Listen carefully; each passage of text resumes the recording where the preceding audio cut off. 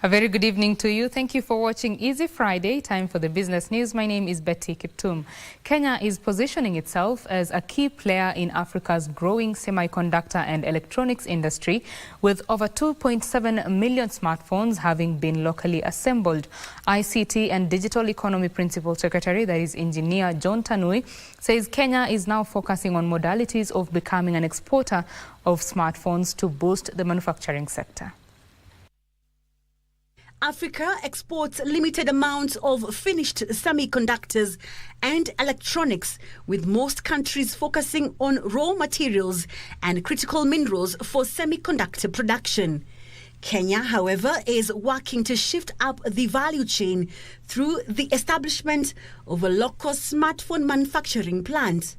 With 2.7 million smartphones already assembled, Engineer Tanui stressed the need to explore smartphone exports to promote trade inclusivity and drive the manufacturing sector. For the first time, we are seeing a rise of a new industry called electronics industry that really transform our Asian counterparts. If you look at their exports, between 25 to almost 40% of their exports are in electronics, semiconductor, and related machinery. And we can see that's the area our country will need to focus. He pointed out Kenya's small share of the total global exports compared to other nations, urging traders to leverage various trade agreements to access the global semiconductors, electronics, and machinery industries.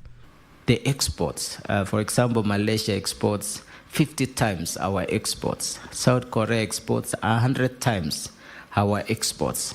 These are areas we need to look at, and how do we facilitate our country to go towards manufacturing, and not just basic manufacturing, but start looking at premium area. He was speaking in Nairobi when Kenya joined the world in commemorating the International Customs Day 2025, where custom officers were celebrated for helping deter entry of harmful substances into Kenya. We have worked tirelessly to ensure that revenue collection, trade facilitation, and border management remain robust and adaptive to the challenges of an evolving world. As part of our ongoing commitment to improve service delivery, the automation of our core customs processes through the ICMS system has boosted the efficiency and effectiveness of our operation.